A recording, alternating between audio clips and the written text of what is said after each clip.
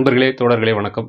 மேற்கு வங்காளத்திலே special intensive revision என்று சொல்லக்கூடிய தீவிர வாக்காளர் திருத்தத்திற்கு எதிராக பெரும் கிளர்ச்சிகளும் போராட்டங்களும் ஆர்ப்பாட்டங்களும் அங்கே தினசரி நடந்த வண்ணம் இருக்கிறது. அதனுடைய இன்னொரு பகுதியாக அங்கே மரணங்களும் நிகழ்ந்து கொண்டிருக்கிறது. பிஎல்ஓக்கள் மரணம், இதுபோல வாக்காளர்கள் அவர்களுக்கு நோட்டீஸ் கொடுத்த உடனே அச்சமடைந்து பதற்றமடைந்து மன அழுத்தத்திற்கு ஆளாகி தற்கொலை செய்து கொள்வது ஒரு புறம், இன்னொரு பக்கம் மன அழுத்தத்திற்கு ஆளாகி திடீரென மரணங்கள் நிகழ்வது என்று நிகழ்ந்து கொண்டிருக்கிறது. அதை பற்றிய ஒரு செய்தி அந்த வழக்கு ஒன்றிலே அது சம்பந்தமான மரணம் நிகழ்ந்ததை ஒட்டி அங்கே இந்திய தேர்தல் ஆணையத்திற்கு எதிராக மம்தா பானர்ஜி அரசு ஒரு வழக்கு பதிவு செய்திருக்கிறது. அது குறித்த ஒரு செய்தி வெளிவந்திருக்கிறது. அது என்னன்னு கேட்டிங்கன்னா, கடந்த டிசம்பர் 29ஆம் தேதி அங்குள்ள புரலியா மாவட்டம் பாரா வட்டம் என்ற பகுதியில் துர்ஜன் மச்கி என்று சொல்லக்கூடிய 80 வயது மதிக்கத்தக்க பெரியவர் ஒருவர், அவருடைய பெயர் நீக்கப்பட்டு வாக்காளர் பட்டியலில் நீக்கப்பட்டு அவருக்கு நோட்டீஸ் கொடுத்து நேரில் வந்து ஆஜராக வேண்டும், இந்த ஆவணங்களை எல்லாம் எடுத்துக்கிட்டு இத்தனாம் தேதி இங்கே வர வேண்டும் என்று அவர் கையில் நோட்டீஸ் கிடைக்கப்பட்டதிலிருந்து மன அழுத்தத்திற்கு ஆளாகி தற்கொலை செய்து கொண்டார் 29ஆம் தேதி டிசம்பர் 29. அதைத் தொடர்ந்து கடந்த செவ்வாய்க்கிழமை அக்ஷத் அலி மண்டல் அப்படின்னு சொல்லக்கூடிய 50 வயது மதிக்கத்தக்கவர் நவுடபரா கிராமம் என்ற ஒரு கிராமத்தைச் சேர்ந்தவர் மன அழுத்தத்திற்கு ஆளாகி அவர் கையில் நோட்டீஸ் கிடைச்ச அன்னைக்கே அவர் அதை மன அழுத்த பதற்றத்துக்கு அடைந்து நோய்வாய்ப்பட்டு ஹாஸ்பிட்டல் கொண்டு போகிற வழியிலேயே இறந்திருக்கிறார். டாக்டர் வந்து அங்கே இறந்துட்டாருன்னு சொல்லிட்டாங்க டாக்டர். இப்படி இவர் இறந்த உடனேயே ஏற்கனவே இறந்த அந்த டிசம்பர் 29ஆம் தேதி இறந்த 80 வயது மதிக்கத்தக்க அந்த நபருக்காக மேற்கு வங்க அரசு இந்திய தேர்தல் ஆணையத்தின் மீது ஒரு வழக்கு பதிவு செய்திருக்கிறது.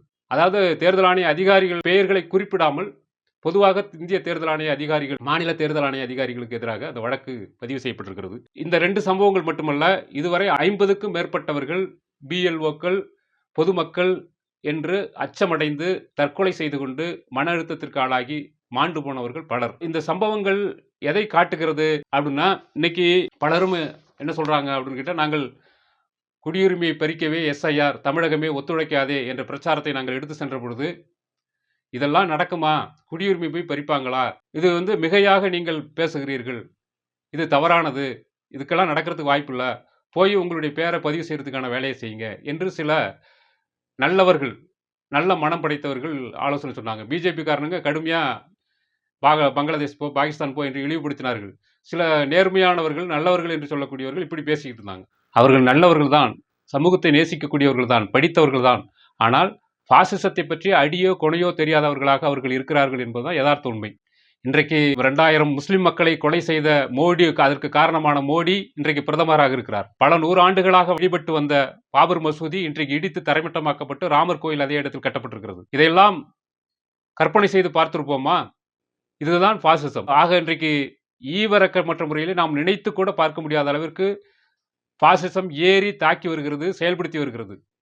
அனைத்து அரசு உறுப்புகளையும் தன்னுடைய கையிலே வைத்துக்கொண்டு அனைத்து கேடுகட்ட கொலைபாதகத்தையும் செய்து கொண்டிருக்கிறது என்பதுதான் யதார்த்த உண்மை. அப்படி இருக்கும்பொழுது இதெல்லாம் நடக்குமா என்று பேசுகிறார்கள். நேரடியாக தாங்கள் பாதிக்கப்பட்டால்தான் பாதிக்கப்படுவதாக இவர்கள் எண்ணுகிறார்கள். இன்றைக்கு கோடிக்கணக்கான இஸ்லாமிய மக்கள் இரண்டாந்தர குடிமக்களாக நடத்தப்படுவதைப் போல அனுதினமும் அச்சத்தில் உழன்று கொண்டிருக்கிறார்கள் என்பதுதான் யதார்த்தமா இருக்குது. நடைமுறைப்படுத்தி கொண்டிருக்கின்ற எஸ்ஐஆர் நாடு முழுவதும் 6.5 கோடி பேரை வாக்காளர் பட்டியலிருந்து நீக்கியிருக்கிறார்கள். குறிப்பா மேற்கு வங்காளத்தில் மட்டும் 60 லட்சம் பேர் வாக்காளர் பட்டியலிருந்து நீக்கப்பட்டு கிட்டத்தட்ட 1,66,00,000 பேருக்கு விசாரணைக்காக நோட்டீஸ் அனுப்பப்பட்டிருக்கிறது. இப்படி இதெல்லாம் நோட்டீஸ் எப்படி அனுப்பப்படுது அப்படின்னு கேட்டீங்கன்னா, 20 கிலோமீட்டர் 25 கிலோமீட்டர் தள்ளி அவர்கள் விசாரணைக்கு வர வேண்டும்.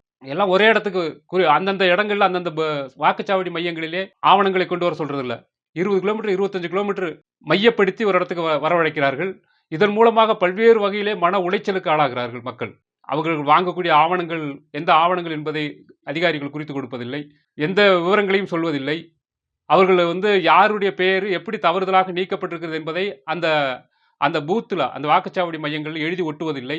அது குறித்து விசாரணைக்காக பிஎல்ஏக்கள் பூத் லெவல் ஏஜென்ட்ஸ் என்று சொல்லக்கூடிய கட்சிகளுடைய பிரமுகர்கள் அதற்கு அனுமதிக்கு மறுக்கப்படுகிறது.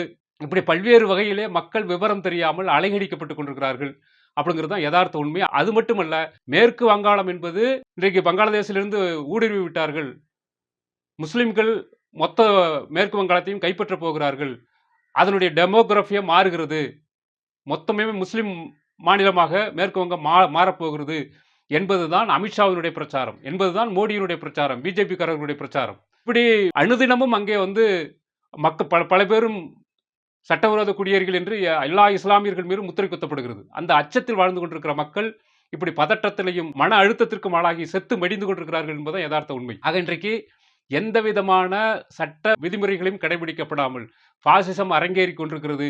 குறிப்பா எஸ்ஐஆர் என்பது 2003க்கு முன்னாடி நடத்தப்பட்ட 3 அதற்கு முன்பு நடத்தப்பட்டதைப் போல நடத்தப்படுகிற ஒரு எஸ்ஐஆர் அல்ல இது. இது குடியுரிமையை பறிப்புக்காக வருகின்ற ஒரு எஸ்ஐஆர் என்று நாங்கள் சொல்கிறோம்.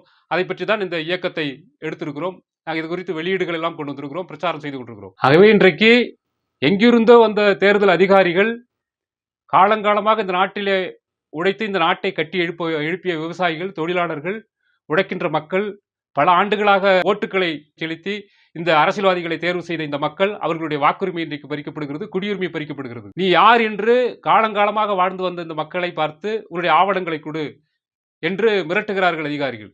ஆக இப்படிப்பட்ட அயோக்கியத்தனம் என்பது குடியுரிமை பறிப்பதற்காக அந்த இஸ்லாமிய மக்களையும், உழைக்கின்ற மக்களையும், பழங்குடி மக்களையும் இரண்டாந்தர குடிமக்களாக மாற்றுகின்ற அயோக்கியத்தனத்தை தான் இன்றைக்கு தேர்தல் ஆணையம் செய்து கொண்டிருக்கிறது. இதற்கு எதிராக அங்கே போராடுவதைப் போல மேற்கு வங்காளத்திலே பல்வேறு இடங்களிலே சாலை மறியல்களும், போராட்டங்களும், கிளர்ச்சிகளும் நடந்த வண்ணம் இருக்கிறது. அதைப் போல போராட்டங்கள் நடத்துவதுதான் தீர்வை தவிர தற்கொலை செய்து கொள்வது தீர்வல்ல. அதற்கு எதிராக போராட வேண்டும் என்று கேட்டுக்கொள்கிறோம் இதன் வாயிலாக. நன்றி.